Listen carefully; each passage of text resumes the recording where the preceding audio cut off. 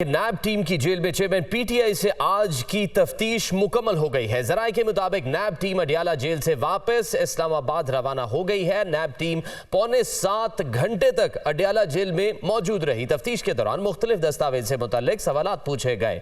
नैब team की jail में chairman PTI से आज की तफ्तीश मुकम्मल हो चुकी है। नैब टीम अडियाला जेल से वापस इस्लामाबाद की तरफ रवाना हो गई है। नैब टीम ने आज 6.25 घंटे तक अडियाला जेल में साबिक चेयरमैन पीटीआई से जो है वो सवालात किए।